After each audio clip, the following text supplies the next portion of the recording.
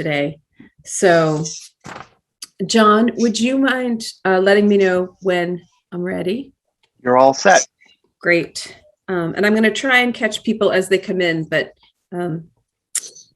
John, if you can keep me honest here at the end when we're voting. All right. Good morning, everybody. Welcome to the Friday, April 1st meeting of the Westwood School Building Committee. I am going to start with the roll call. Ken Aries. Here. Josh Baumer. Here. Brian Baer. Here. Allison Borchers. Here. Tom Carey. Here. I don't see Chris Coleman. John Cummings. Here. Charlie Donahue. Oh, Charlie, you're on mute. Here. Thank you. I don't see Pam yet. Mary Kate cannot join. Jen Flanders. Here. Abby Hanscom. Here. Good morning. Morning, Abby. Lema Jean-Baptiste. Here. Josepha cannot join. Matt Kuklins. Here. Carol Lewis. Here. Michelle Miller. Here. Tony Mullen. Here. Emily Parks. Here. Amanda cannot join. And I don't see Mike Walsh. Okay. So we have a lot to cover. So I'm going to jump right into the chair's update. So I'm going to actually take these out of order. First, I'm going to talk about the transition to the Permanent Building Committee. This is going to happen next month, I believe. And John Cummings, as the chair of the Permanent Building Committee, you should jump in here if I get this incorrect. But I think between now and next month, the school committee is going to add the members of the PBC to the SBC. So Emily, I just need, John, can we just add that to the agenda for school committee? And then they will join us. And at that point, we will sort of reorganize. And I think we will have the PBC members be the voting members and everybody else be the non-voting members. John, is that right? John Cummings? Yes, ma'am. Okay. So I just wanted to remind everyone that, again, everybody, we would love to have everybody stay on the SBC. We understand this is a time commitment. So if you would prefer not to stay on it, but we love hearing from everybody. So if you do not want to stay on it, please let me know. And because we do have to notify the MSBA of changes in membership. So please just let me know. Okay. Update on project status, including pre-qualification. I believe the pre-qualification process is in process. John Cummings, do you want to sort of give a brief update on that? Sure. We've had 2 meetings of the subcommittee for the pre-qualifications. Chin has been nice enough to guide us right along, and Rob. And Wednesday is, I think, the first one with bids coming in and evaluating the contractors. Great. And these are the pre-qualification for when we do put out the bids in May, the project bid in May. So this is pre-qualifying contractors ahead of time. Yes. Great. And finally, project status, which is really why we're here. So as you know, we submitted a 90% cost estimate to the estimators. It came back, unfortunately, $2.3 million over budget. The bulk of that, I think, was energy costs. Energy costs in 2 months skyrocketed, which isn't a surprise given what's going on in Ukraine. So as you also recall, last month, we had put in place an $800,000 buffer. So using that buffer, we did still have to come up with an additional $1.5 million in new value engineering. So Doran Whittier and Compass have been working very hard on that since we got that. And that's what we're here today to discuss. So we actually have 2 things to review today. The first, we're going to go through all of the possible value engineering items that will get us to that number and actually hopefully provide us even more of a buffer. And the second is we're going to, the SBC needs to discuss those and vote on those items. And the second is we have added, they're recommending we add some alternates to the alternate list. As you recall, we did order the alternates last month.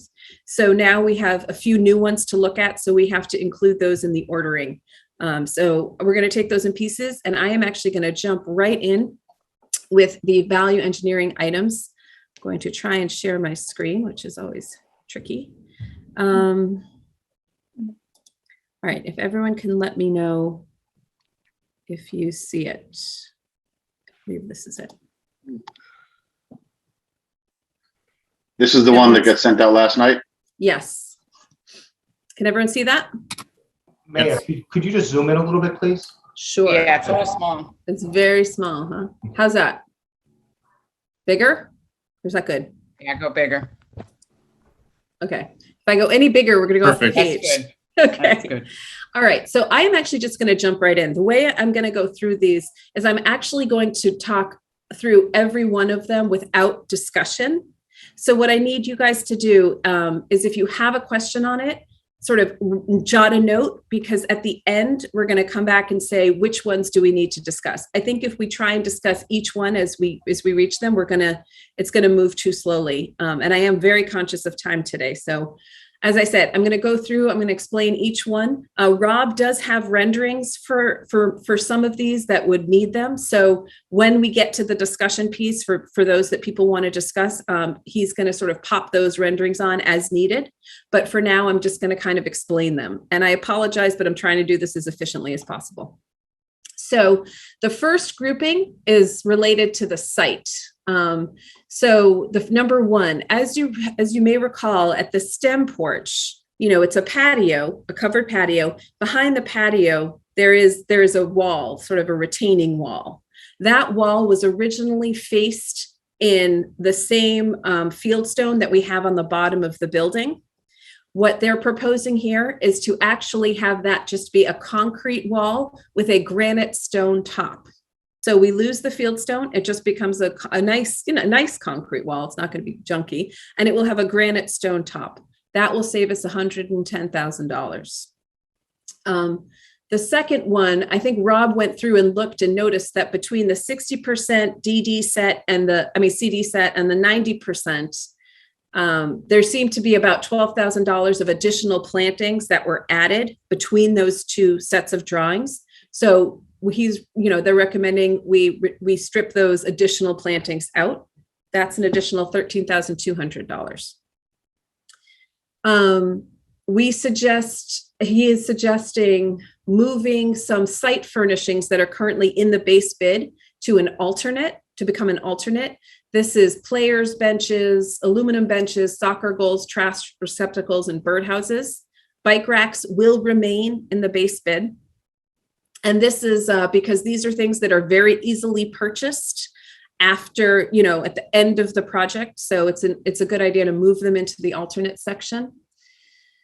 We had a discussion about signs. I think we had it as the aesthetics design subcommittee meeting. I don't believe the full SBC had it. The base bid originally had a very sort of monumental sign. It was with fieldstone and very, very, had a strong presence. And what this is to change that sign to be more consistent with the current signage at the schools. That sort of, if you think about the Hanlon School currently, it has that sort of engraved wooden sign. That's what this will be. So we'll need two signs, one at each entrance. This will save us about $48,000 if we just go with the standard signage that we have, similar to all the other schools. Reducing this, and again, make notes if you want to talk about these after. Reducing the size of the STEM porch. So right now, that patio where the STEM porch is basically spans the majority of the side of that building. What this will do is it's going to remove about 400 square feet on either side of the porch, shrink it. It still will be accessible through the doors from the library, the art room, and the STEM room. So you can still walk out of those three separate areas onto the STEM porch. In addition, it still will be large enough to have two classes of 20 kids out there. You probably would only be able to have one lesson. You couldn't have two separate lessons, but I'm not sure if you'd do two separate lessons anyway. That seems a little chaotic on a patio. But anyway, so you could still get about 40 kids out there for a lesson. But it does save us about $90,000 to shrink the size of that patio. Deleting the outdoor classroom. Right now, that outdoor classroom is across the fire access road, so it's a piece of lawn. And it's a semicircle, and they had stone dust, and it was a paved semicircle sort of delineating it. What this would do would just remove the stone dust and the pavement. So it would still be a semicircle separated area of lawn that could be used as an outdoor classroom. It just doesn't have the stone dust or the the paved walkway around it. That would save us about $8,800. Concrete to asphalt. So on the first version you got, we had two, numbers 7 and 8 dealt with concrete to asphalt. As you know, for all of the sidewalks in the base bid, we had concrete. Now, concrete is a more durable material. I think that Ken and Tom on this call would clearly prefer concrete. And we think the DPW also would prefer concrete. So we put the concrete back in the sidewalk along Gay Street, but the sidewalks on the site itself, so the one that goes through the baseball fields and the soccer field, and the ones leading up into the school on either side of the driveways, those would be asphalts. We think that they would be less likely to get banged up as opposed to along, the sidewalk along the road. And it would save us about $42,000. So concrete along Gay Street is back in the base bid, but changing the concrete to asphalt on the site on those walkways is what we're proposing here. Field irrigation, so irrigation system for the soccer fields and I think the baseball fields, that we're proposing to move to an alternate. Clearly we need it in the project, but the idea of alternates is that you take them on bid day, hoping, and so that has been moved to an alternate. That will be one of the things we will be ordering later on today. Deleting all of these plantings. So these plantings are located, if you're looking at the playground, the area behind the playground toward the woods. Okay, there was a whole number of plantings there. And in the discussions, it sort of occurred to us that you've got the woods there, right? You might not need additional plantings separating the playground from the woods. It's not going to look like an urban area where you have buildings behind you and you might want those plantings to separate the playground. So we deleted all of those plantings and we've replaced them with wildlife seed mix. So it will just be sort of like wildflowers and, but not actual plantings. And that actually saves us about $11,600. May, a quick question on that, just remind me on the plantings. So that wasn't intended to create some sort of barrier necessarily between the school and the public. No, Okay. because the thing behind it is the woods. Okay. There will be a fence. Right. There's a that's my fence. question. Yeah. Okay, perfect. And finally, on the site, there's a stormwater. I'm not so sure, Rob, correct me if I'm wrong, but I'm not so sure this is value engineering as opposed to re-engineering.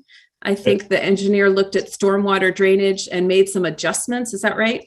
It's really strictly related to the removal of the impervious surfaces, like, for example, the reduction of the steam porch, right, where we're taking out some of that concrete surface. So that means we can reduce the amount of stormwater drainage that's associated with that. So it's all related to the VE items that we're taking. Okay, perfect.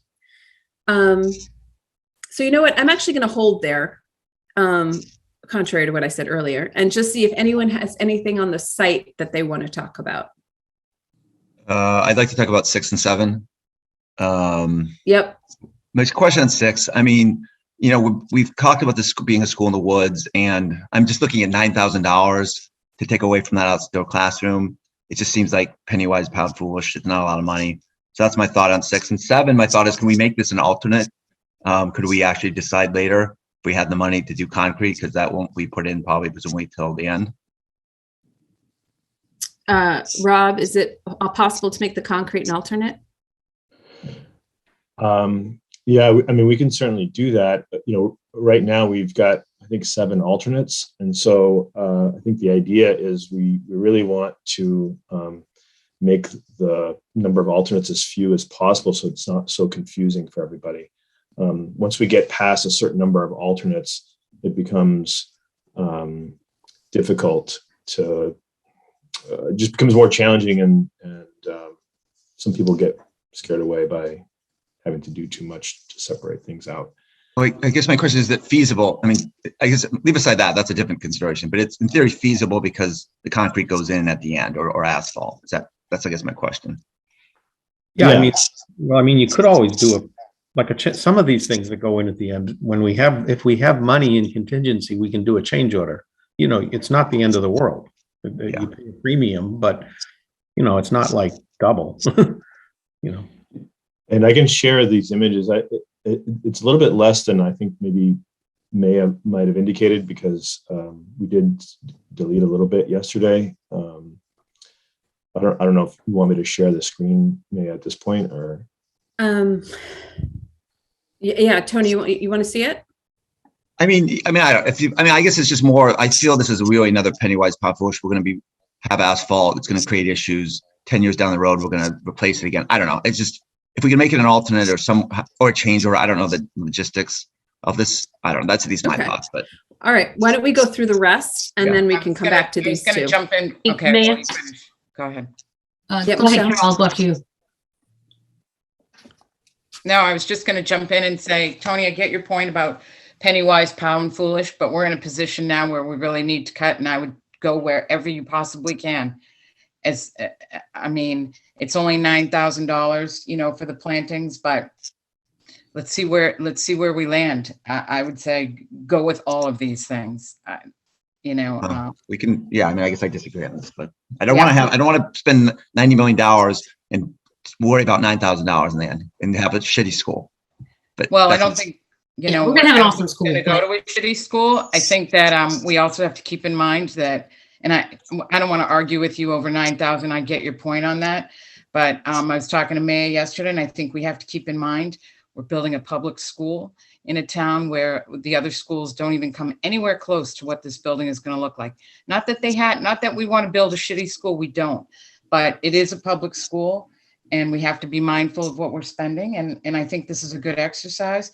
And if at the end of this exercise, it turns out, you know, 9,000 is not going to make any big difference, then fine. But I think this is a good, prudent exercise. And if we can cut wherever we can, maybe we'll get to where we want to be. But that's all. Okay, Michelle. I just want to add in, whether we do this or not, I want to make an informed decision. And do we have the numbers of what it's going to cost us to maintain? So we know if we go, we don't use, you know, concrete, it's going to cost us in the sustainment of the building. So do we have those numbers and an estimate on that? Because, you know, I don't want to nitpick whether we do or we don't, but if we make this decision, we ought to know what it's going to cost us in the long run. And I would say that that question and that comment is probably going to apply to almost every single thing that we consider taking out. Is what is it going to cost us in sustaining the building? Because at the end of the day, we got to get a building that has to be in budget, but we also need to understand we'll make some decisions now that are going to cost us more later. So sometimes that's just the way you got to do it. But we need to not walk into that blindly and say, "Oh shoot, I didn't see that number coming." Yeah, because you know the same people who are paying for the building, we're also going to pay for the sustainment. So we just need to understand what those are so we can make an informed decision. So I'd say that about specifically 7, and then 8. I'm not an irrigation girl, so I'd like to understand the impact of not having that irrigation. I think maybe the right decision. I just don't understand the impact. Yeah, I think if we don't have the irrigation, the fields they won't really survive. Like we need the irrigation. But I'm gonna, you know, I think we should. But again, that goes to the alternate discussion. Mm-hmm. And the idea is that we order them, and we will be able to take alternates. That's the idea.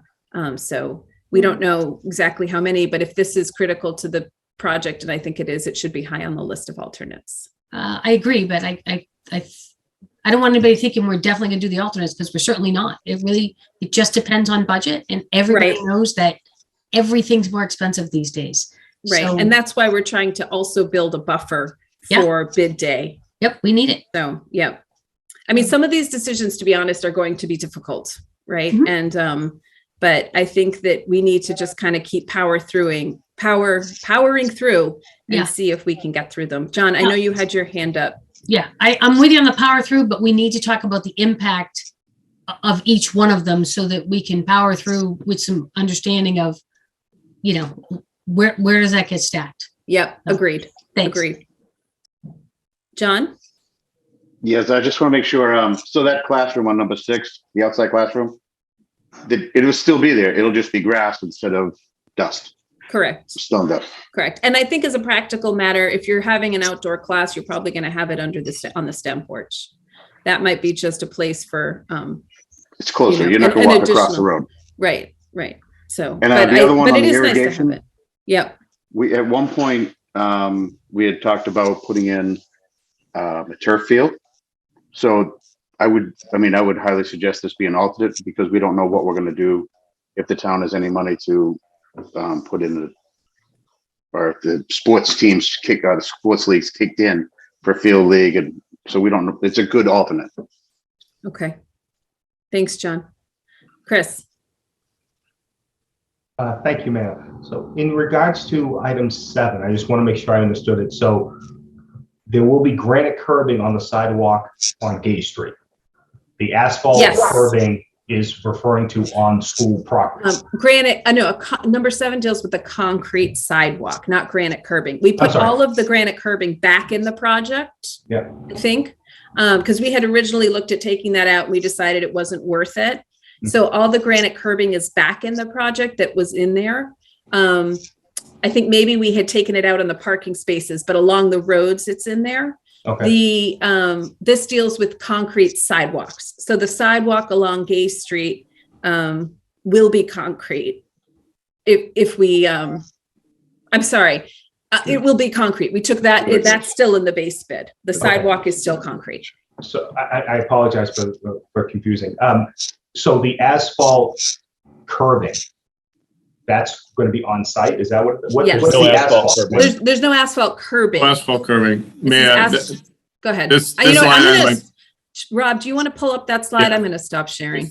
Yeah. This line item, I think, only is dealing with the concrete sidewalks that are currently in and between the playing fields, changing those to asphalt. The majority of sidewalks on site, including Gay Street, are remaining as concrete. Okay, so will the sidewalks in between the playing fields connect to the concrete sidewalk on Gay Street? Yes. Here we One go. connection point. Yep.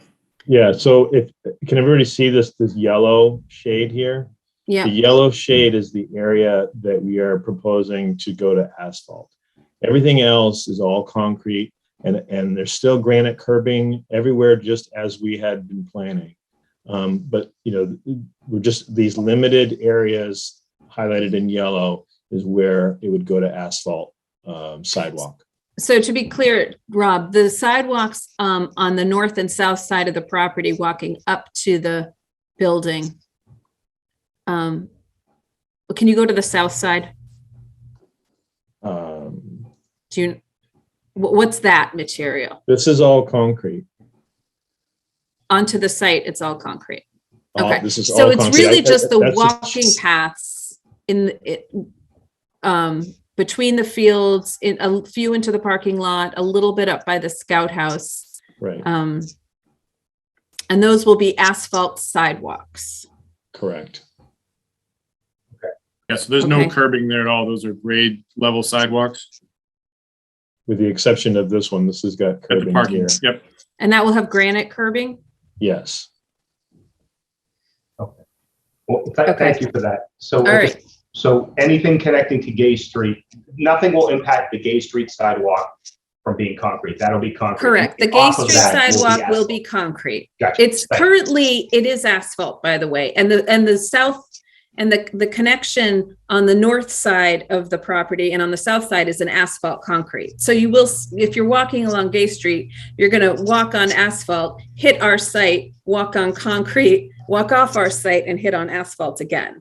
So there will be a change of material because existing conditions are asphalt, but the sidewalk in front of this site will have concrete.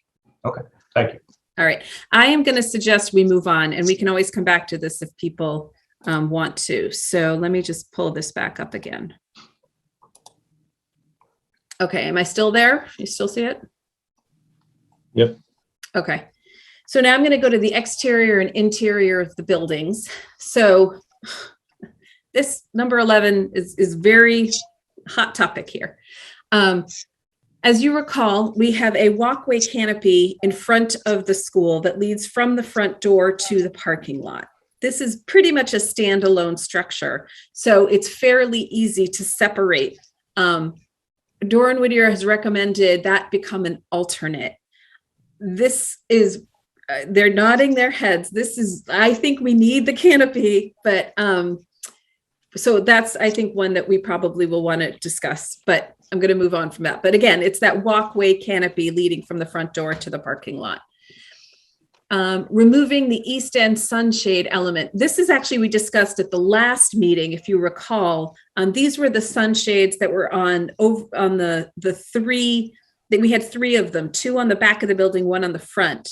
Last month, we agreed to remove the 2 on the back. We had a discussion about whether or not to remove the 1 on the front. I think at this point, given the estimate, we need to remove the 1 on the front. I know that this group was somewhat divided on that. But I think given where we are, they're already off the back. So I think that they're recommending we remove the 3rd one off the front. There is a small canopy on top of the exit doors at the 3 ELA wings. So these are these glass transom doors currently in the bid, and they have a little rain canopy above them. We don't anticipate these doors, from a practical matter, to be used. We don't think anyone's going to be standing out there waiting to be let into the building. They're really more to let classes out through that way on an occasion. People will use the main door. So we think that getting rid of these canopies for $65,000 makes sense. They're not really going to be primary access doors. Same area. Now I'm talking about the actual doors that are there. We had transom. So these doors were aluminum doors with glass. And then there was glass side lights on either side of the door and an overhead glass transom. So this is removing those side light and the transoms at those 3 doors and replacing it with stone. I believe the door will still be a glass door. But the glass side panels and the head transom will be stone. So that's a savings of about $7,000. Removing the terracotta shade screen at the administrative wing. So this is just changing. It's basically, it's exactly what it is. If you remember the administrative building, which if you walk in the front door is on your left with the principal's office and a number of offices on there. There was a shade screen built in to that wall. And if we remove it, it's a savings of about $92,000. I believe that the daylight consultant was consulted on this, Rob, is that right? We haven't reviewed that with the daylighting consultant, but we did. We have done daylighting studies. We know that it is the south side, and so that's why we're adding the aluminum shades to each of the windows, the shade screens. And those are on the exterior of the building. Right. Yep. So we're replacing the terracotta shade screens with these aluminum shades, and that's a savings of about, again, $92,000. So so those will perform the same function, basically, at the end of the day. Yes. Similar. It'll be similar. It's whereas before it was, this overall element that shaded the entire wing, and can show this later. Whereas now it's a aluminum shade screen that projects out over each of the windows. So it won't perform exactly the same, but similar. And then I don't know if you recall, last month, one of the buffer things we did was to we added windows in the gym, at the back of the gym where you can't see it from the street. We added them at the top, if you recall. We're now suggesting we take out those windows. That's a savings of about $68,000. And then finally, in the exterior, there is a sunscreen at the library. We are proposing we remove that. And again, Rob, if you can speak to the impact on the daylight into the media center, that would be helpful. Yeah, so this is a shade screen element that went across at a high level, and just like any of these shade screens, depending on the time of the year and the time of the day, the sun is going to hit that differently, and so it's typically not intended that every single hour of the day you're going to prevent the sun from coming into the space. By removing this, it will be letting in more sun into the space for sure, but there are also blinds, motorized shades inside the building that will allow the librarians to draw down if it's a really super bright day that shading is needed. And the canopy also will provide shade to a portion of the media center as well. Correct. Okay. Moving into the building interior. I think Brian's got a question. Oh, yeah, Brian. I was just wondering, or maybe when we're done, can we show people where these are on the building? Yep. Like I said, we do have slides. So for any items that people want to discuss further, we can pop them. We'll pop them on the screen. Building interior. So originally in the plan, in the staff lunch workrooms, there was a tile backsplash. We are removing that for a savings of almost $5,000. This is, there still will be water protection. The counter will still have that about a 4-inch backsplash of countertop material, but it's just above it. We had been tiling and we're just proposing we take that out and just have paint. If you recall last month, we looked at gallery, acoustical panels in the gallery. They were multicolored. They were in a shape, on that big wall. We're proposing we remove those. They did perform an acoustical function, but we have been assured that without them, we still have enough acoustical protection in there that it won't be an echo chamber, and that it was really a design feature more than anything else. Yep. So that's a savings of $28,000. In the cafeteria, we propose changing the wood stage floor to linoleum. There still, I believe, will be wood trim on the stage, but the floor material itself will be linoleum. In the extended learning areas, if you recall, there were they're sort of broken up into two separate areas. There was sort of a soft seating area with soft chairs, and then there was almost like a cabinet area that had a sink. Above that cabinet area, the interior design called for these wood grills on the ceiling, decorative features that would sort of, provide a little bit of more visual separation between those two areas. We propose removing those wood grills from the ceiling. I think they don't serve a function. I think that they were designed, and that's about an $86,000 savings. The floor in the toilet rooms, we are recommending replacing ceramic tile with poured epoxy flooring for a savings of about $50,000. Similar in the kitchen, I believe the QT is quartz tile. Is that right? Oops, sorry, Rob, you're muted. Quarry tile. Quarry tile, sorry. Replacing quarry tile with poured epoxy flooring. Again, a savings of about $35,000. The cafeteria had 6 skylights. Removing those would save us about $40,000. If you recall, the cafeteria also has an entire wall of windows. So there is still a lot of natural light coming into the cafeteria without the skylights. And I think there also can be some maintenance issues with the skylights. So, you know, this will prevent that. And that's a savings of about $40,500. Line 27 and 28 and 29 sort of all go together. And 30, 27 through 30. If you recall in the renderings of the interior, and again, we can show these if people want to see them when we're done. We had wooden slats sort of coming up over the reception desk, along the wall, onto the ceiling. They came up in the lobby area, along the wall, up into the ceiling.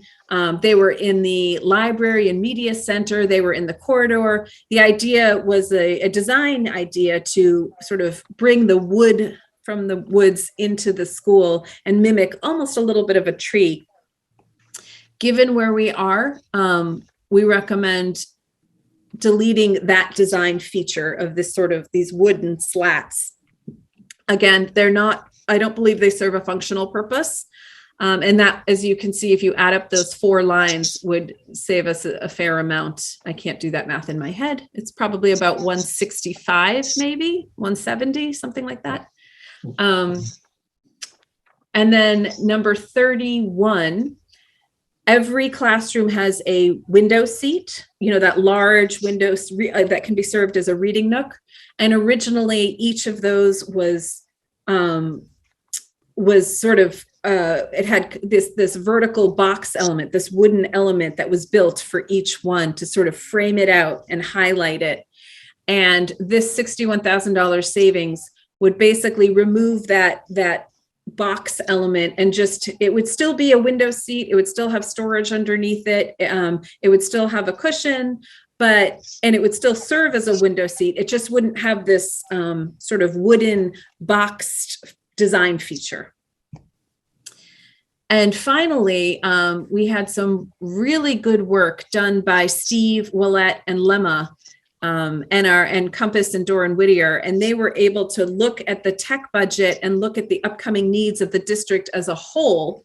And we realized that network switches is going to be part of an upgrade for the district wide. And the timing works out perfectly that we can include the new school in that upgrade with the district. And so we can actually take out $340,000 that we had allocated for the network switches for this project, because we will use the school purchasing power and a reduced rate that the school has to purchase those. And the school would have had to do this anyway for Hanlon and Deerfield. So we're taking it out of here and allocating it where it originally would have gone, which is back to the school, and the school can use its, it has a reduced rate. So we'll actually save money, or the savings is more than 341 because I believe we'll be buying it at a reduced rate. So finally, we have some electrical items. I can't really speak to these. I can run through there really quickly. Okay, if you can, Rob. So the first item, 33, is just using an unarmored fire alarm cable.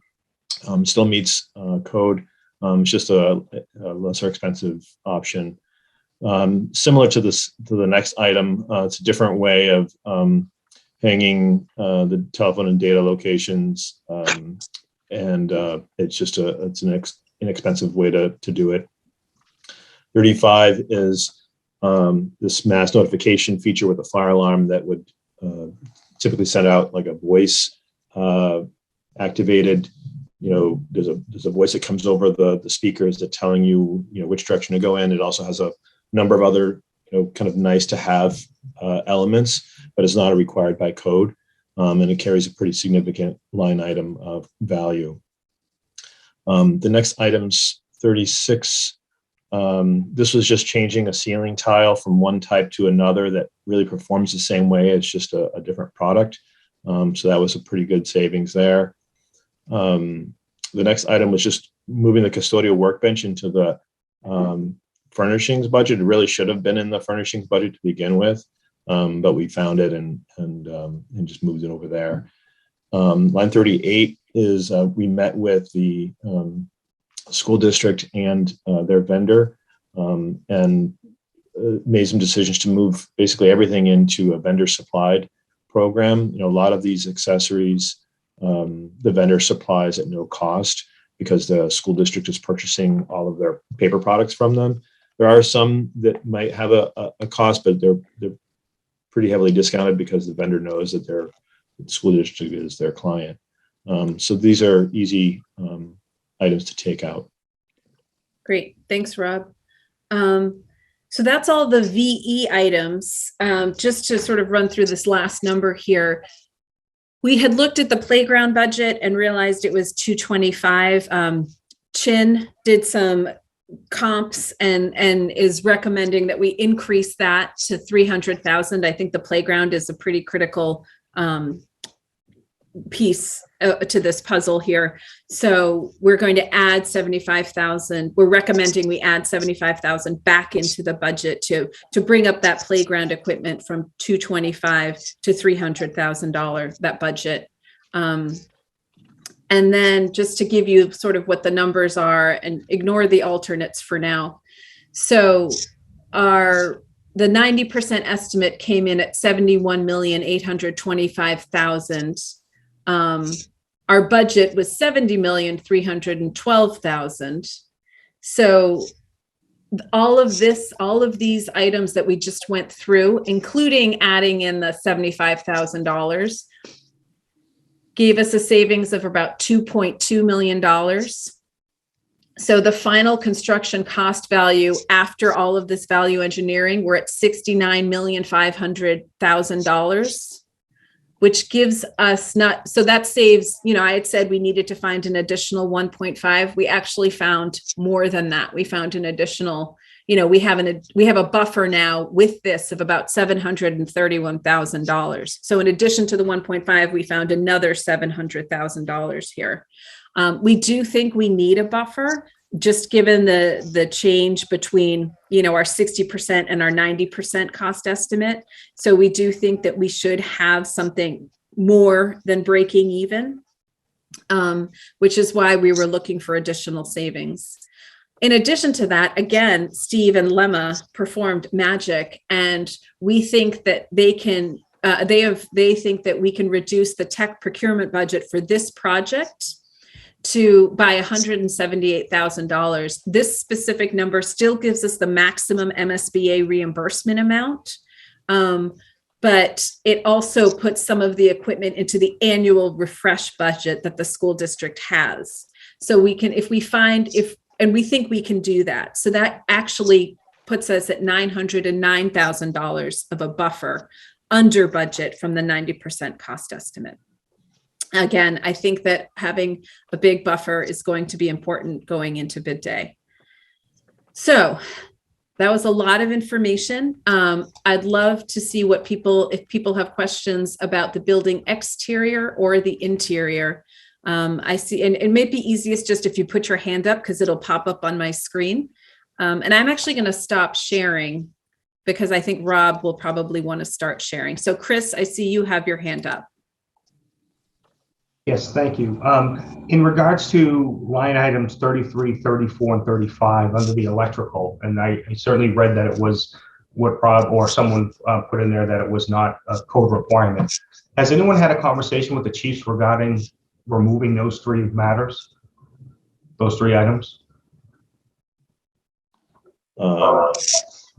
Not sure what, I don't believe that we had a discussion indicating that we would be including those with that. So we haven't had a discussion removing them. We don't really see that that there's a necessity to have the discussion with them on those items since we hadn't discussed any of them with them to begin with. So just a suggestion, you may want to consider that a necessity to have that conversation with the chiefs because there may be a public safety concern that they may share with you regarding the elimination of those three items. Okay, thanks, Chris. Carol? Yeah, hi. So first, unbelievable work. I know this is hard to go back and to make cuts. And I get it. We want a beautiful school. We want a good school. I would say that I would almost start with, and I don't know what your plan is to go run back through these, Maya, but in terms of general comments, all of what we talked about or what you discussed or mentioned on the interior, they pretty much sound like aesthetics that we can do without. And that's the low hanging fruit. So I mean, in my infinite wisdom on this would say, start with that. Just, in terms of deciding what we want to do. I don't want to argue over $9,000 in plantings, but I think that these things are kind of no-brainers. And, again, it's a public school. We want to make sure it's safe and that it's works for the kind of teaching and learning we want for this century. And it sounds like these won't have much impact. So nice work in cutting those out in particular. That's all. Thank you, Carol. Ken. Yeah, I want to talk about the canopy. Yep. I really think the canopy is necessary because it's really in the drop-off area and kids waiting for the bus, teachers waiting for kids to be picked up. I think to get rid of it would be a huge mistake. So I really think we need to find a way to get that back in. As far as all the other changes, I agree with most of them. So you guys have done an outstanding job on finding ways to cut and to get us under budget. So thank you. But my concern would be the canopy right now. Yeah. So Ken, I had the same concern. Emily had the same concern. I need someone from Compass, maybe Brian, to explain why it should be an alternate, because we went back and forth on this, and I kept saying we cannot move forward without the canopy, and they said, right, but we'll put it as an alternate. So Brian, Sure, I'll do help my me out best. here. I don't know if you explained at the end of that spreadsheet, May, about the buffer.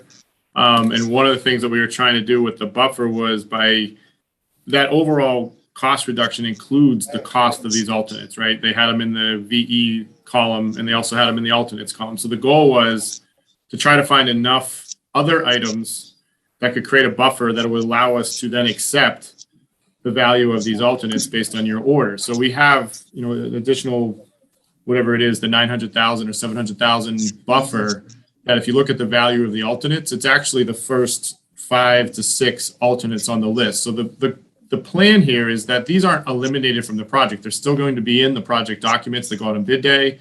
They're just going to be labeled as alternates. They're going to come in back. They're going to price those alternates.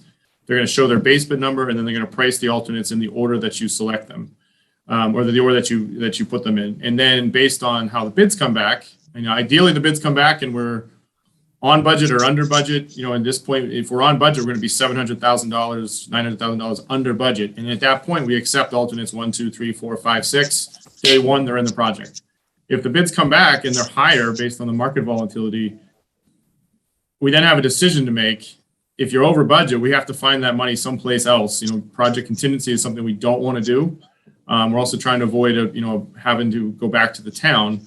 And I think part of the alternate strategy, and typically the way it is, it gives you more flexibility on bid day. So again, if everything comes in under budget on the base bid, we accept the alternates as if they were in part of the base bid, no questions asked. Maybe we accept 1, maybe we accept 2, maybe we accept 3. However, these things that we're identifying as alternates are very clean, standalone type of packages of work that can be priced very cleanly. They don't have a lot of subs involved. It's 1 or 2 subs and says, here's the number. We'll see that number. We get the bids on bid day. We're under budget. We're not under budget. We make adjustments to the project budget. And as we move through the project and the risk goes down, there are definitely things that we will be able to do with the contingency fund that obviously we don't know that answer yet now, but typically we will see available contingency funds on these types of projects that we can then add these things back in, at the proper time so that we get them into the project. The reason for alternates, it really becomes a bid management strategy, and we're trying to give the town as much flexibility as possible, understanding that, yes, this is a very important element. So maybe this becomes bid alternate number 2. The reality is if the bids come in and you can't afford bid alternates number 1 and 2, we have a much bigger problem with the budget. So if they were in the budget, we'd be over budget, right? We'd be looking to take that money from someplace else because now we have no flexibility. We have to go to contingency or we have to get more money. So the goal of the alternates is trying to identify very clean packages of work that can be priced very simply, put them in the order that are most important to you. And then on bid day, we have flexibility of how we're able to afford those alternates. And if needed during the project, we can manage the budget to then pick up some of those other things that maybe we can't get on bid day, even though we've looked at every possible alternative short of going back for more money. So kind of a long answer. And I don't, Rob, you want to answer if you want to add to that? But yeah, I just wanted to add one thing. I know that the bid process is new to a lot of people, but if we open up the bids on bid day, and let's say we're $300,000 high, and the canopy is in the base bid, we can't go to that contractor and say, or it's very difficult to go to that contractor and say, okay, yeah, take out that canopy now. Or, how do we find that $300,000 in order to sign the contract with the contractor? We can't. We have to do some sort of last minute change order and maneuverings in order to try and address that $300 overage. Instead, if it's out of the base bid and it comes in on budget, then, as Brian said, you have the flexibility to say, okay, you know what, we're gonna take $300,000 from our contingency, and we're gonna appropriate it right now at the time of bid and take this alternate. Or because it's a standalone item and totally separate from the rest of the building, and it's probably one of the last things that gets constructed in terms of the building itself. As Brian mentioned, you can use that $3 million of contingency, a portion of that, to do this canopy towards the end of after the building's starting to come up. Okay. Can I add one just quick thing about the alternates, what it also does for us? Because what Brian and Rob said is totally accurate. It preserves flexibility, but it also gives us a dollar value to negotiate if we don't take it, which I think hopefully we will, but if we don't, it gives us the dollar value that we can negotiate the change order with the later on, like Rob was saying, if we get into that position. So we're not stuck with the $270,000 you see in the alternate estimate coming in at $500,000 in a change order, and we're sort of in a really bad position to negotiate that change order because negotiating change orders is inherently bad position. That gives us that ability to say, well, when you were bidding this competitively, it was 270. Yeah, maybe in a year it's gone up 10% or something. In other words, it gives us much more tools. So just another. I'll add one more thing. Whenever you're done, Rob, I got one too. I'd like to just stress, that we are in unprecedented times right now. What we experienced between January and today in cost estimate is unbelievable. So we've never seen this happen before, where the electrical number went up by $1 million alone in 2 months for no reason. We didn't, it's not like we added a whole other building or anything to this. And so these are real numbers that are coming in from our cost estimators that they're seeing come in on bids.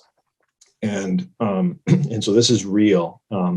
There's a lot of reasons for that, from shipping issues to the war in Ukraine to all kinds of things. And so these are reasons why we are really recommending to go with this $900,000 buffer that allows you to have that flexibility, for these unforeseen conditions. Yeah, and the last point I'll make to that is we're also trying to look at the big picture from the construction perspective of, we do have some risks on this project that as far as the ledge and some of the earthwork we have getting out of the ground, installation of geothermal wells, things of that nature, where in a phase project where we want to make sure that we have enough project contingency, as John's mentioned before. We have a lot of projects. We're even working with a construction manager at risk, where the contractor's on board during design, doing the pricing, doing the estimating, kind of real-time updates.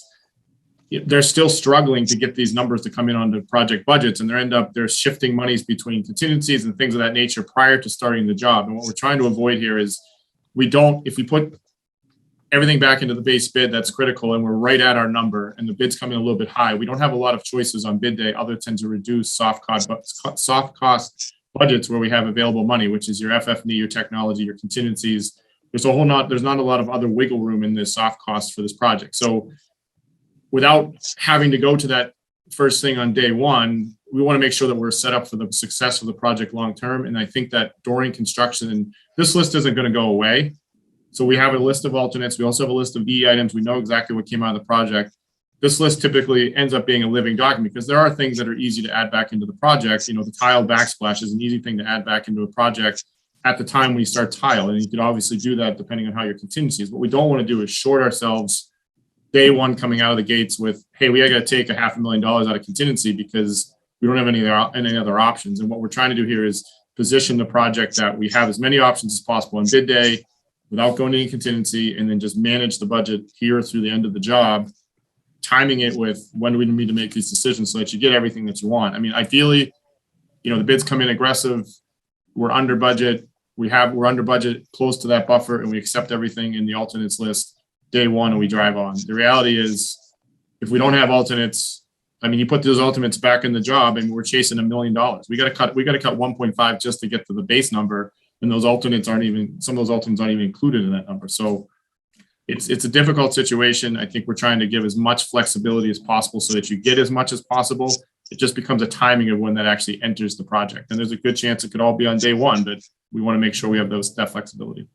And I have to say that I just want to add one thing, that this is a bit of a new thing to this project, because the team, both the owners, both the Westwood side and the designer side, have been very, very disciplined, and we hit budget on every step of the way. Once we settle the schematic design phase, we hit budget on every step of the way, even with the supply chain issue, even with all the variation that's out there, but which is not the case on other projects. And this is the first time that I think really is the war in Ukraine. And also remember, in 60%, we were trying to build a buffer in anticipation of if we have any sort of unforeseen condition. And then that's why we built that $800,000 buffer in there. And unfortunately, that was not enough. And so, and then we're trying to build a little bit more buffer to safeguard the project. Okay. So as you can see why we had lots of discussions about the canopy and the alternate. Ultimately, it's a bidding strategy, and it's up to the SBC if we want to accept the advice and leave it as an alternate. So I think we should probably discuss that now.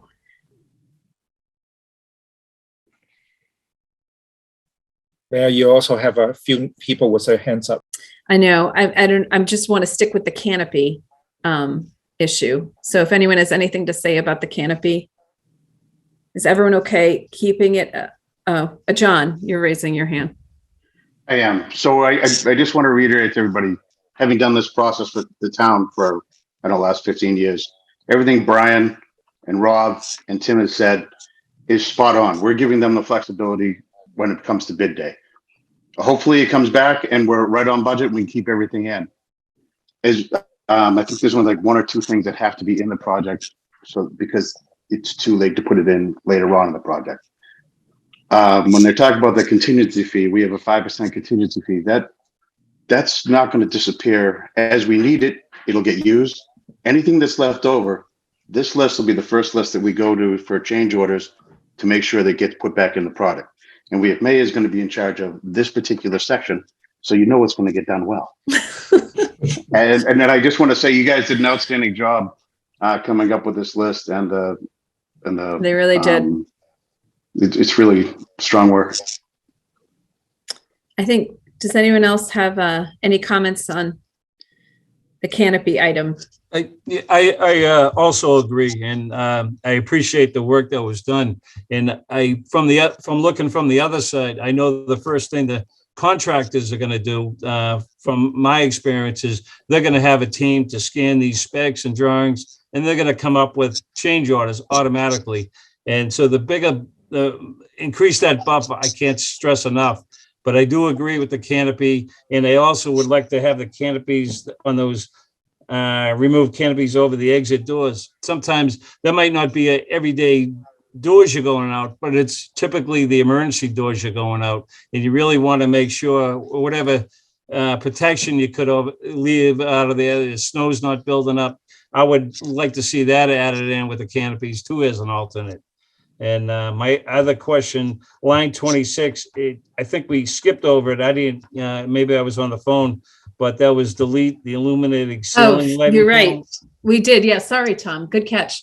As you guys recall, again, this is design, not function. I think in the lobby, we had these in the ceiling, instead of just typical ceiling tiles, we had these sort of panels that were lit from above. And they gave the effect a little bit of stars as you walked under them. You know, you'd look up and you'd see like pinpoints of light. With the idea of looking for function over design, that we eliminated that for $72,000, not functional, just design. I agree. I just wanted to bring it up. Sorry, Tom, you're right. Thanks, I completely thanks skipped for the over that. clarification. A great job. Thanks, Tom. Tony, you've had your hand up for a long time. Quiet for once. I would just actually like to echo what Chris said. It's hard for me to opine on 33, 34, 35. I'm, as one humble SBC member, safety is not something I'd like to skimp on generally. So it's hard for me to opine on that without having expert on that one. So that's one comment. And the second is more of a question on 32. Maybe it's a question for Lemma. Has this been discussed with Pam? Obviously, we're taking money out here, but it's going to be, even though there's some savings I get from, it has been discussed with Pam with that, that we will be able to, provide for that additional cost for the whole district. I'd say it's been part of the 5-year capital projection that we've sent to Pam, the most recent one. So these numbers were already, so in a sense, I've already flagged to Pam that these costs are on the horizon for us, and it's not a big change from that plan. So that's why we. Thank you. Okay, what else? We had a Would it long make list. sense for me to just skip through 1 second on each slide, Maya? Yeah, 1 second. I give you 1 second, Rob. I'll just, Hands up. yeah. I'll just run just so people can just see very quickly, because I know it is hard to visualize. So this is let me get to my proceed button. So this is the wall change here at the STEM porch. This is the sign change. This is the STEM porch removal here on each end. So you'd still have this. This is kind of showing this little area here. This would just become grass here, so teachers can still meet with students. That's the asphalt. This is the area here that May was talking about. Anything in black, all the black plantings would go away. We still have alternates here, so if you take the alternate, there's still additional plantings there, but this is all woods. And we still have the plantings around the building. Exactly. That's taking away our canopy. This element was already taken off on the other 2 sides already, so it's consistent with the other portions. That's taking off of the little canopy there, and that's taking out the transoms and the side lights, keeping the aluminum doors so you still have natural light. This is the canopy, or the terracotta shade screen over the admin. So this is the aluminum shades that you'd still have over the windows. There's an equipment screen up here on the roof that you really can't see that much, but did I skip that one too? No. Yeah. I don't see that, John. Where? Oh, there it is, number 16. Yeah. I think I did skip that The one. equipment's kind of far away, so we don't think it's really going to be that noticeable. You might see Yeah, it. it's the cafeteria equipment, so it's at the back of the building. Yeah. So we think from that vantage point, you won't even see it if you're on the sidewalk.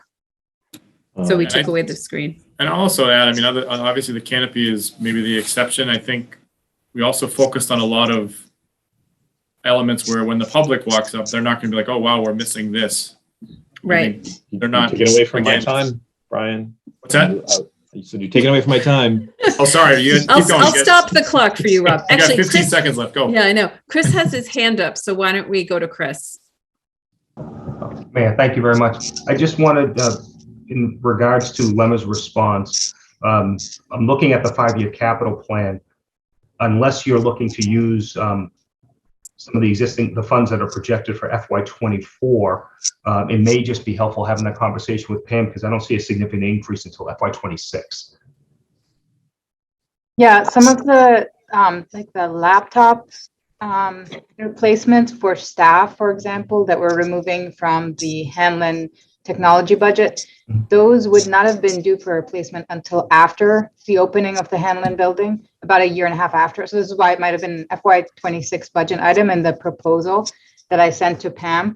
And if it doesn't show up in FY24, that would be why, because we have a schedule for how often we replace those devices. By including them in the Hanlon project, we would have been like replacing them sooner than needed than we would ordinarily do for our capital schedule. And so this, like, I'm pulling it back into our larger district refresh cycle and saying we'll do that on, in line with what we do for other schools, and we'll budget for it accordingly, and it won't be part of this Hanlon project. So, That make okay, sense? so just to be clear, is that part of the 1.4 that's projected for FY24? Give me a second to pull up the numbers and be able to. Why don't we just, sorry, in the interest of time, Chris, can we take this offline? Sure. And we can talk with Lemma and Pam about it, but we still have to order the alternates and I'm looking at the clock. So, Rob, why don't you keep going? So this is removing the sunshade element at the library that we talked about. We still have this lower portion here that will shade it, and they will have integrated motorized shades. This is removing the acoustical wall at the gallery. This is the wood grills that Maya was talking about. This is an example of epoxy, port epoxy flooring. We've done it quite a number of times on other schools. These are the skylights here that would come out of the cafeteria, but as you can see, there's a very large curtain wall at the other end. This is the illuminated ceiling panels that Maya was just referring to. These are these wood slat grills that would come out here and at the library and at each of the entrances. This is the window seat box here. So this upper element would go away and you'd still have the bench seat here with the storage down below. How's that? That was fast. That was great, Rob. Very impressive. Are there any remaining questions on the VE items? Oh, Brian. Yeah, thanks. I was wondering, we can look at this later too, Rob, but I was wondering if the guardrail is even needed on that stone wall, because it didn't have a guardrail originally. So maybe just a concrete wall with the granite top. Yeah, we hadn't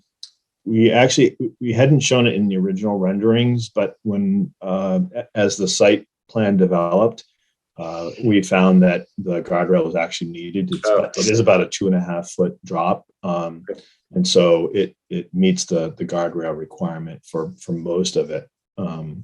So right now we've got a kind of a half wall with a little bit of a guardrail up above it. Okay. Okay. And then I would argue that the sidelights and the transoms on those exit doors, that was not very much money. I think it was $7,000 change or something, and it sort of changes the look and appearance of those quite a bit. So I would suggest maybe that's something we put back in. And then on the skylights in the cafeteria, I just want to make sure that we have good light and the cafeteria is a good space.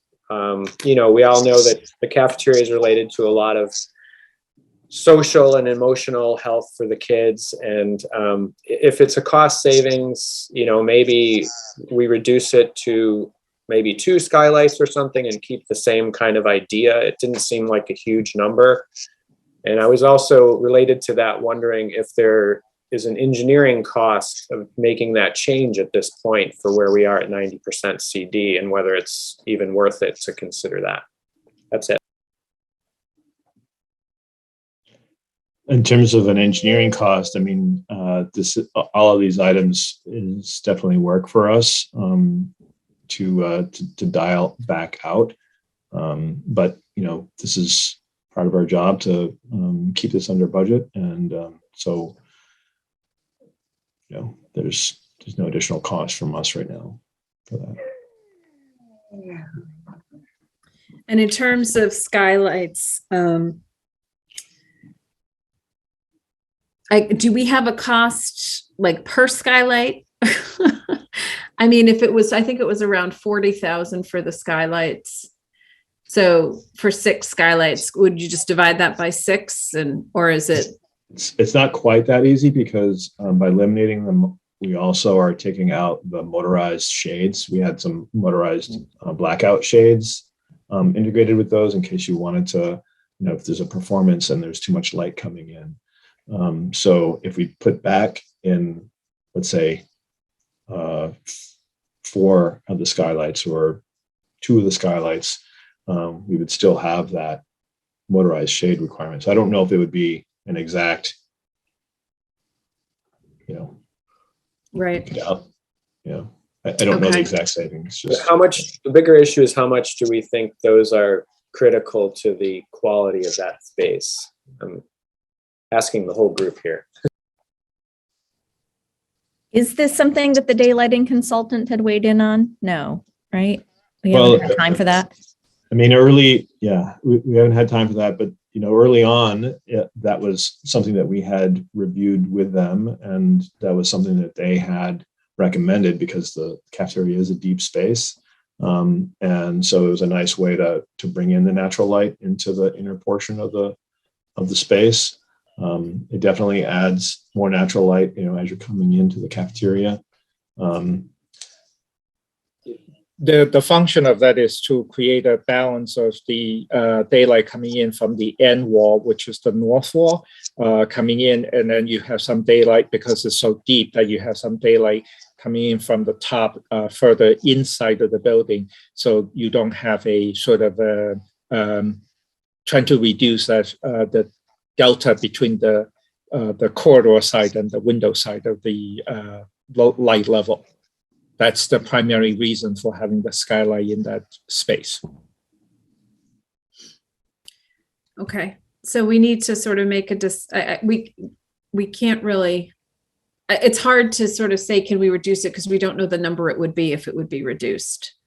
And I think just given the timing, it sounds like we have to decide if they're in or out. Is that right?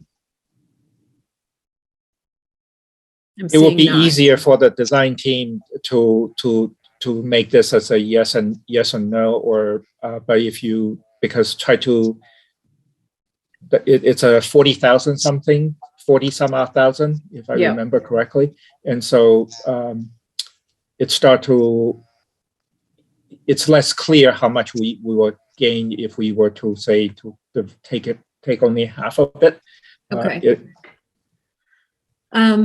All right. So what do people think? Do we want to, we do have a little bit of a buffer. We could put this back in with a little bit of a minimal impact on the buffer. What do people think? The buffer will become around 700, slightly below $700,000 on the budget, without the 178,000. Without the tech, right? Without the tech of 178. So it's 9:15. We should make decisions. Yeah, I'm inclined to really want to keep that skylight, but we don't have exact numbers now. If there's a way that we could send back and say, is there a cheaper way? I mean, simpler. We don't have those numbers now. It's not cut in half. I understand that. So it takes some work to be able to figure out a cheaper way of doing it. But to get the effect of the skylight, especially getting kids through the winter. Yeah. I mean, it's So- 40,000. I think that, I think May maybe I it's can- worth it to leave it in. Can we, My opinion. that's the right, so how about if we keep it in and ask the design team to simplify the design and try to gain some. Yep. Mhm. Rob?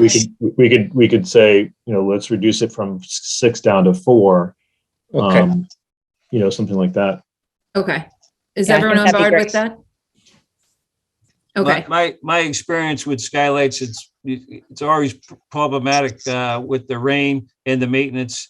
And if you got people on the roof, it is a safety issue. So I would either say, can we do something with artificial lighting that could, come up with, because there is a lot of daylight from the glass. But if I would really like to remove it if I could. I mean, we do have other skylights on the building, and all of these are at 18-inch curbs. The construction detailing for these has changed a lot over the years, so we haven't been experiencing any failures on our recent projects. Okay. And the other thing that I mentioned was the side lights and transoms at the doors. I was just relating to the pictures Rob was showing. We're removing the canopies and those doors do look a little Undersized. yeah, it looks a little strange on the building, I think. And I think that was just 7,000 or something, 7,146. because we're removing all the glass and light, but then having to replace with stone. So I'm not sure that's one that's worth it.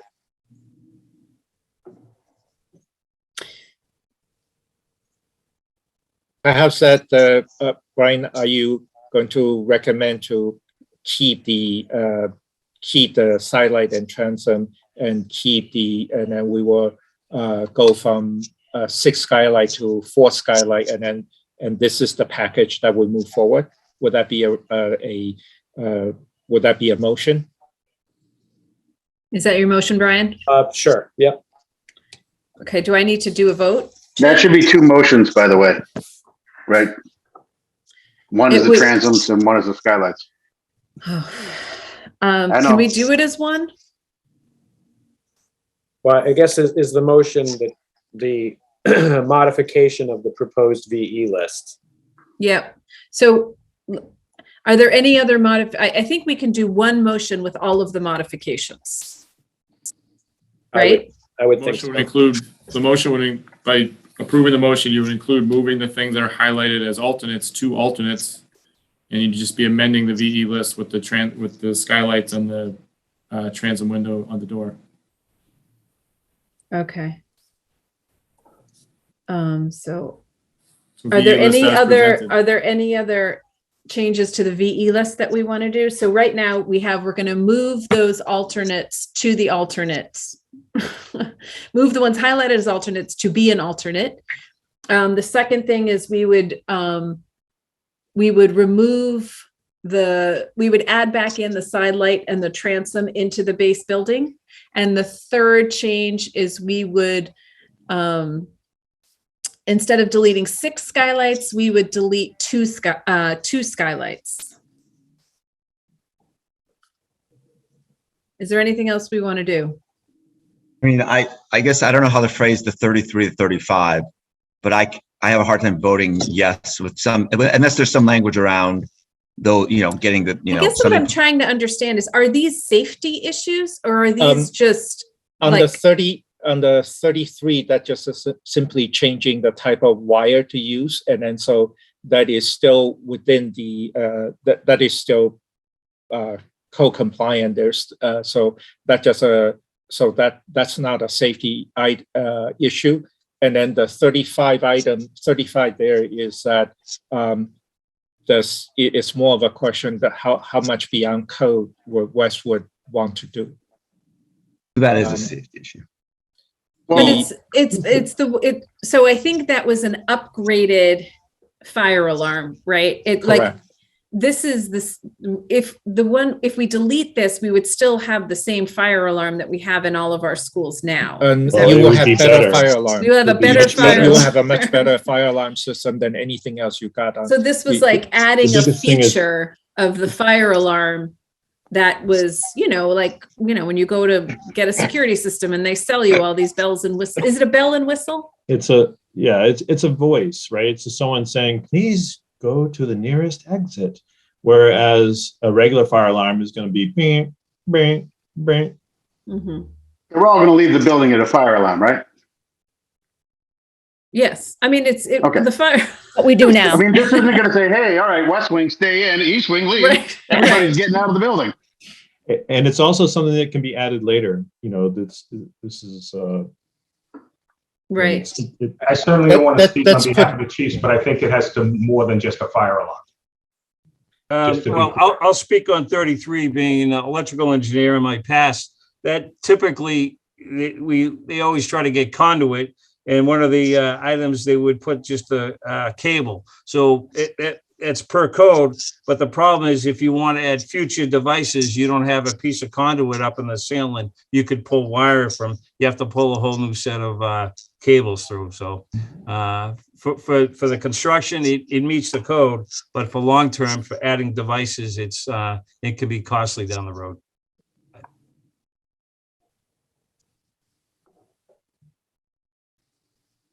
If we add those back in, that's an additional 141. Yeah, I'm not saying we should or shouldn't. I'm just saying I don't have, especially on 35, I don't have somebody thought we should put it in originally, right? So I just don't have the expertise to opine and pick it on 35. This mass notification feature, we don't have this in the other school buildings, do we? No. And we had a discussion about this, I remember, and I think we asked the district, do you want this?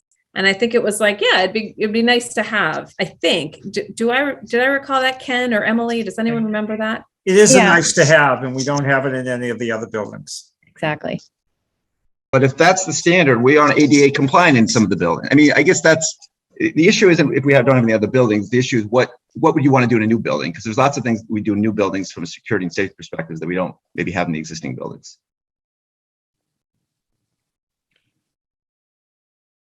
I mean, I defer to the team on this. I mean, I hear what you're saying, Tony. I mean, I wouldn't make a comparison to ADA compliance. I mean, clearly that is not a nice to have. That's like, we definitely need that.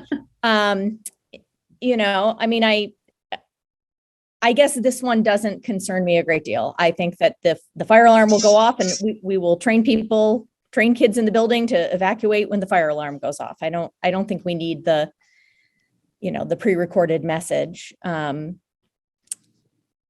And Emily, if I can jump in too, it's common practice every year for buildings to sort of develop evacuation plans and what the travel path is for students, both when they're in the classrooms and also in different parts of the building at different parts of the day. And that's something that we practice with students several times throughout the year to make sure that that's something that we can execute in the case of an emergency. So I would anticipate all of that continuing regardless of whether or not we had verbal instructions when the alarm goes off.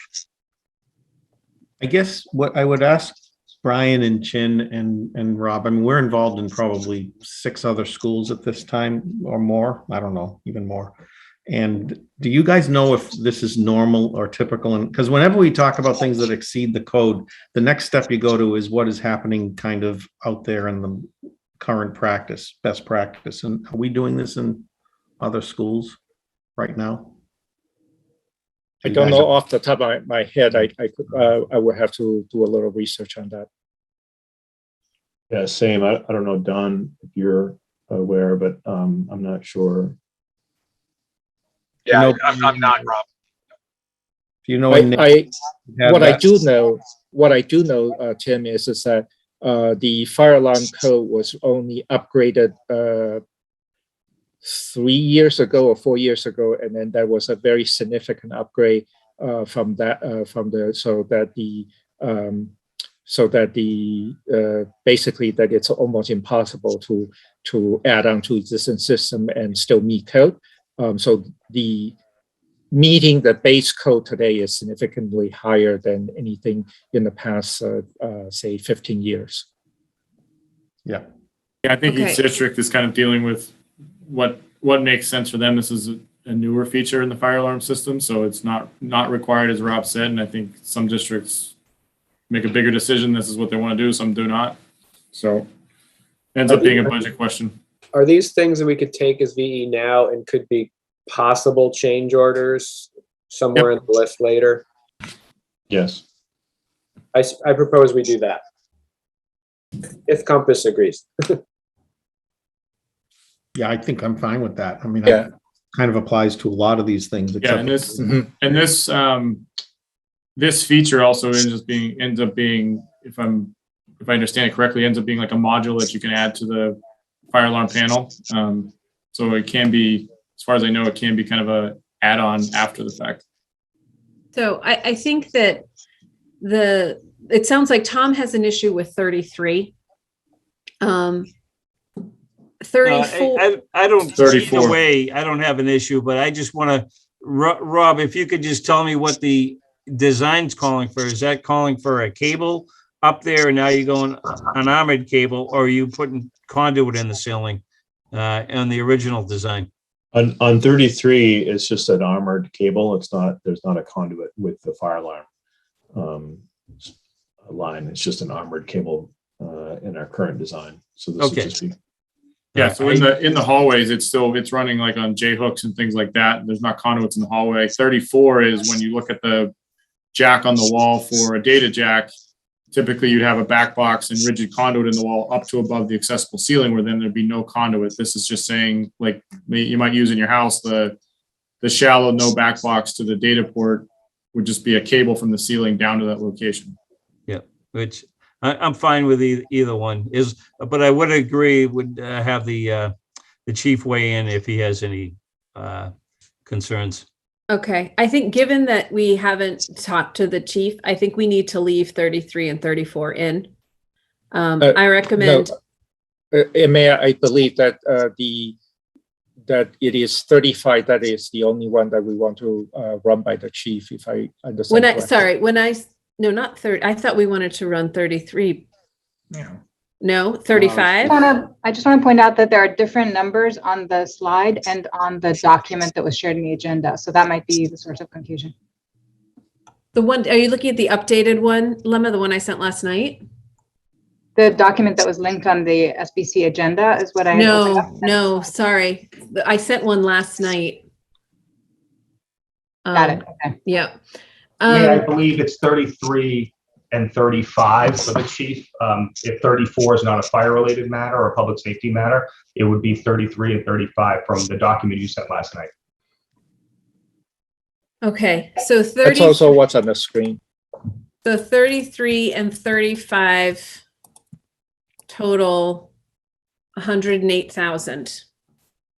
Should it be something that says we'll take them subject to a review?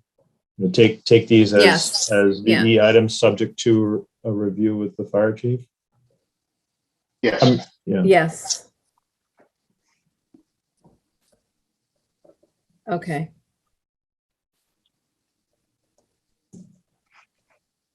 Okay.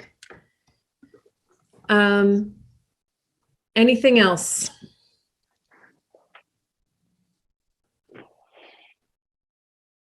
No.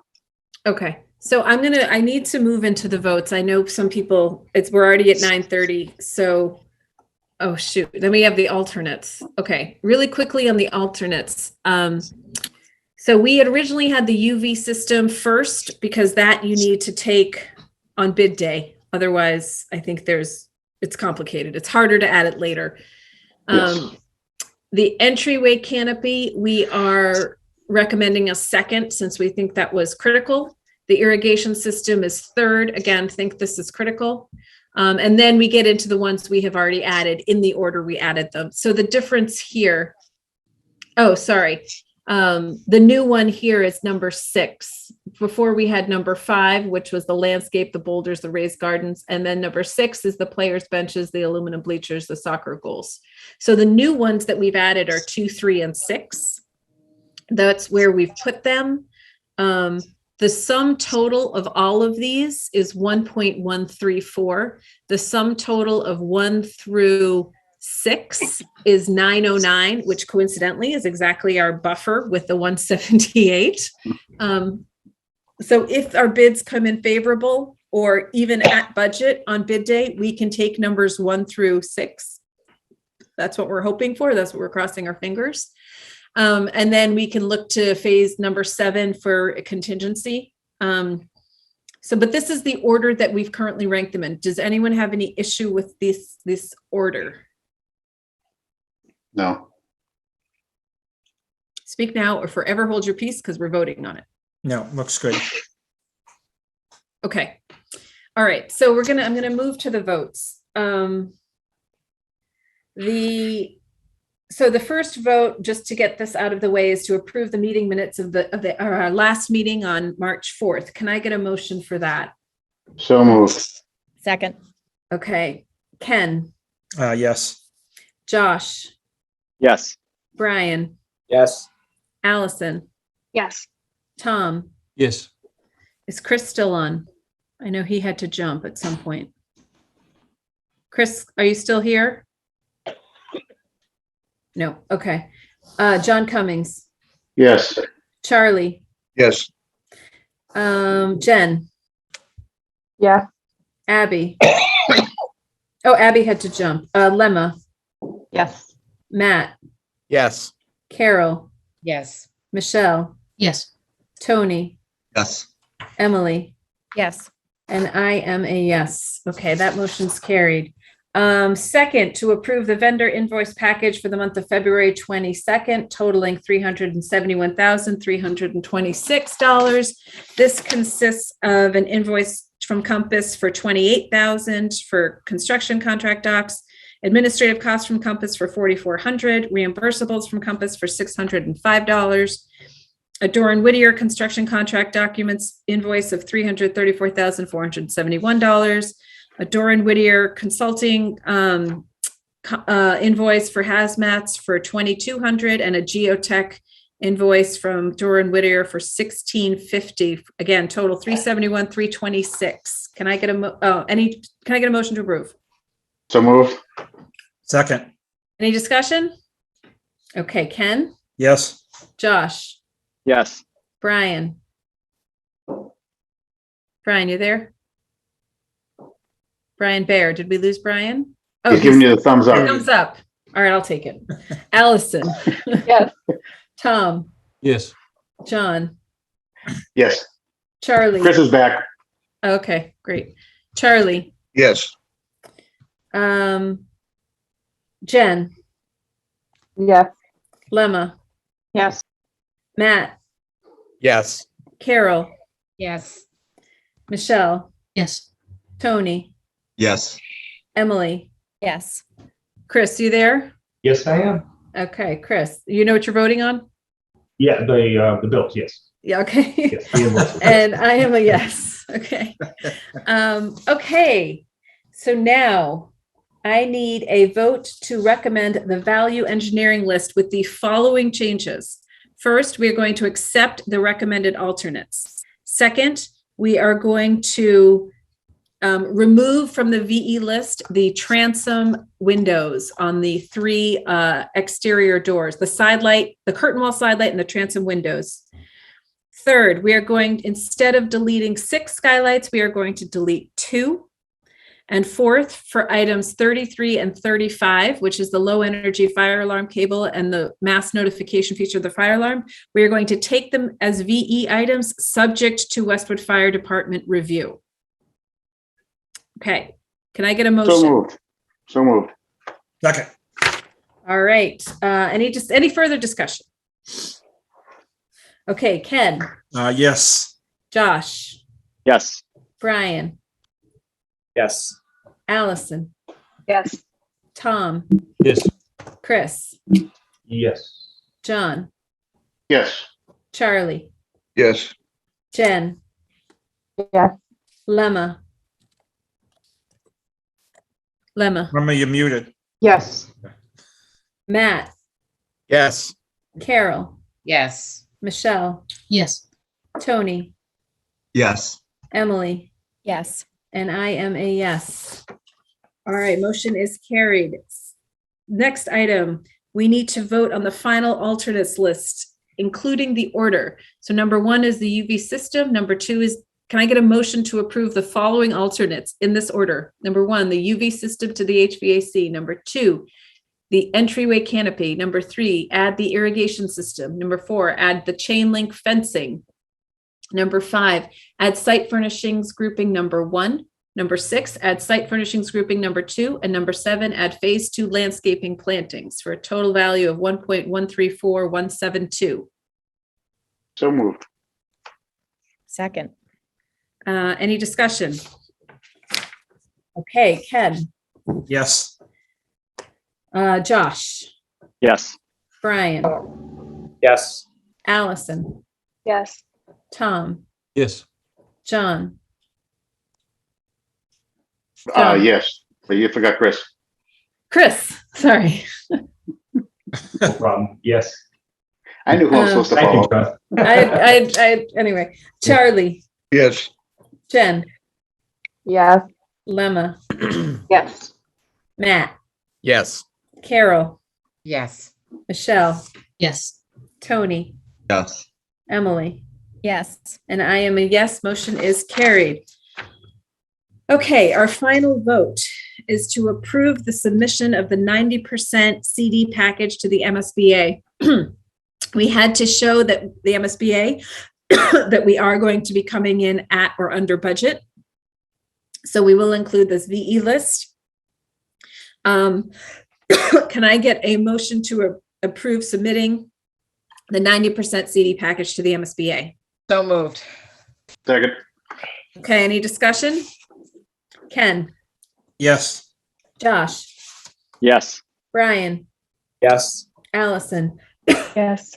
Tom, Yes. Chris, Yes. John, Yes. Charlie, Yes. Jen, Yes. Lemma, Yes. Matt, Yes. Carol, Yes. Michelle, Yes.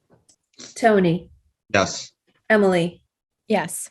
and I am a yes. Motion is carried. Whew. Okay. Is there any new business that anyone wants to raise? All right. Last thing to do. Can I get a motion to adjourn? So moved. Second. Second. Okay. Ken, Yes.